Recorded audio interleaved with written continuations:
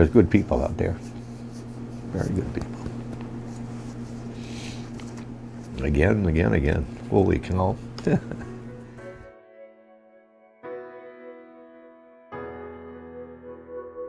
hardest part of our job here at Revitalize CDC is choosing which families we're able to help and which ones we're not. There's so much need out there.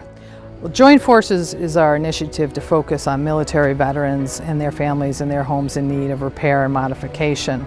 Mr. Charles Sullivan, we chose him this year. He had applied last year. He served in the U.S. Army in Vietnam. We're really happy to be able to serve him in return.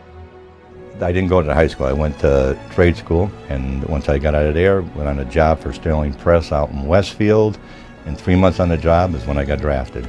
I went through the basic training. Somehow, some way, I got into the truck driving school, or whatever you want to call it. Then from there, I went straight to Vietnam.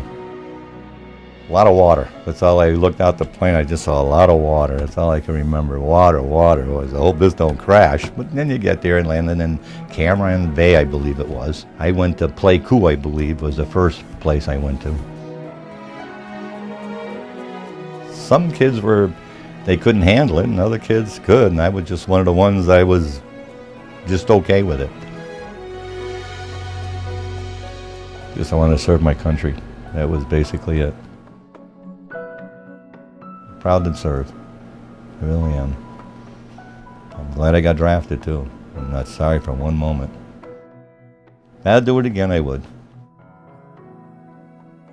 Mr. Sullivan purchased a home brand new in 1977. Him and his wife Donna raised 2 children, a son and a daughter there. They were married in 1972. I met her when I was maybe 12, and she was in the 5th grade. And the thing is, from then on, we just clicked. Married her when I was 24 because I wanted the service out of the way. And then we stayed together the rest of our lives. So last year in 2015, we announced our expansion into the city of Holyoke, Massachusetts. And the first family that was chosen in Holyoke was the Leary family. Scott Leary had served in the U.S. Air Force during Desert Storm and Desert Shield. So we were so happy to be able to rehab that home. We replaced 36 windows in the house, all new energy efficient ones that help them save their money on their heating costs. A new roof that was leaking over a portion of the garage. We gutted the kitchen and put in all new kitchen cabinets with water saving fixtures and sinks. And when you drive down that street, you see all the bright new windows shining really half the house. The entire house is painted Air Force blue. That was what the family had chosen, with the American flag out in the front steps. They've done some nice landscaping in the front of the yard, and it's really wonderful to be able to see that house completed thanks to the volunteers and the donors that we have throughout the community. A year after I got married, in 1973, my son was born. So that was a quick start. And 5.5 years later, I had my daughter. And that's it. When she got sick, that was when, that was it. And I retired. You have to be cautious on what you do and what comes first. Like, no way I'm going to be able to replace that window or take care of that floor. For me to even try to do any of these things, it's almost like impossible. All of a sudden, my wife just says, I can't breathe. So what do you mean you can't breathe? So we went to the ER instead of to the doctors, and we got in there. One thing led to another. When they took the x-rays, on one side of her lungs, she had emphysema, totally on one side. The other side was cancerous, all black. So they stuck these tubes down her so that she could breathe. And then she said he wanted to take further tests, and they did. And they found out that she had 3 tumors in her brain. They were all malignant. So I said, oh boy. And the doctor told her there was no reversal. That was it. Then she lasted 12 days. I stayed there the whole 12 days. It's like missing everything. Very hard. You know, Mr. Sullivan's application stood out especially because of his wife passing away. And he was, very sad. And Mr. Sullivan was caring for her for so long that he hasn't been able to do some maintenance and work on the house. Didn't ask for anything, virtually anything. He invested just very, very little. After his service in Vietnam, we want to be able to help him. We want to be able to lift him up. So we're going to be working on his home to make it safe, healthy, and energy efficient.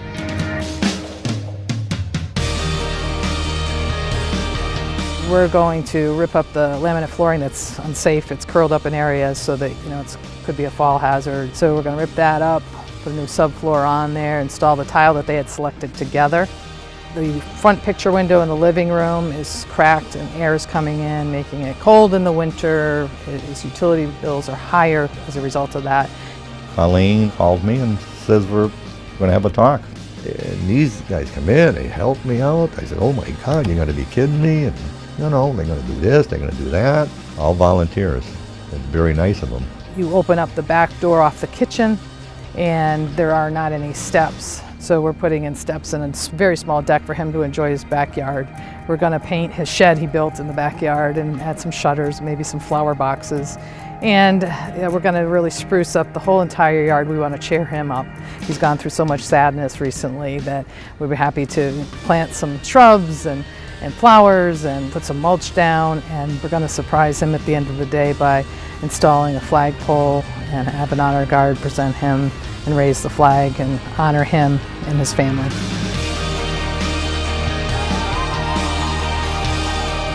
We started our Green and Fit initiative in the city of Springfield in 2013.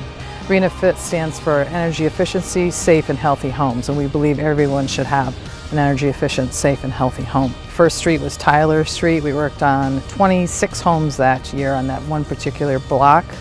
We created a community garden on that block on a vacant lot. We also worked on a city playground which backed up to Tyler Street onto Pendleton Avenue and cleaned that up, spruced that up. Worked in collaboration with the Old Hill Neighborhood Council. We brought together over 70 sponsors, donors, not to mention the volunteer groups. On top of that, we had over 1,000 volunteers. And these same volunteers come back each and every year.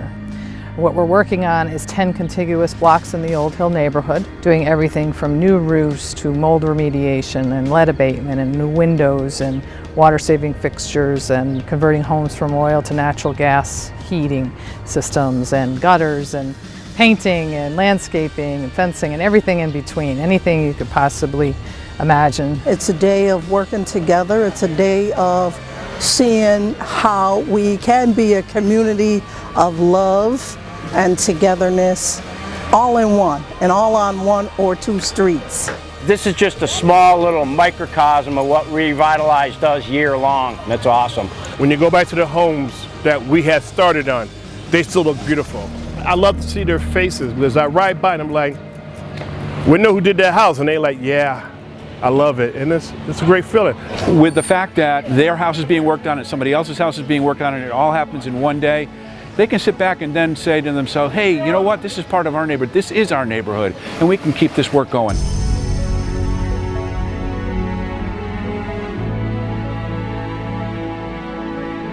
We're taking on 2 blocks of Beach Street in Holyoke the week after our Joint Forces breakfast. 4 of the projects we're working on that day are owned by veterans, and another 8 homes are owned by either elderly or those in need that have lived in the city of Holyoke for many, many, many, many years.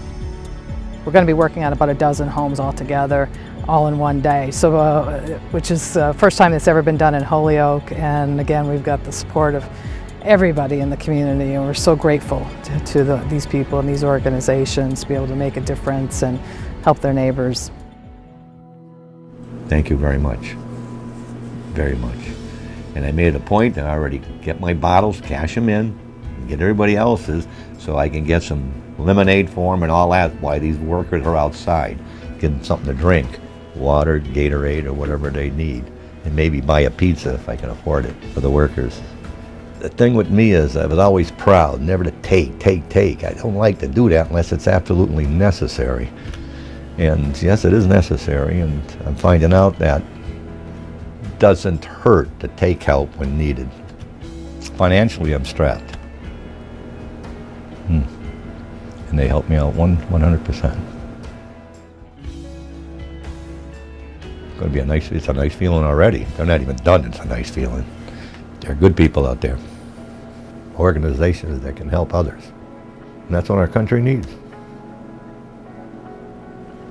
Very much so. I really appreciate this.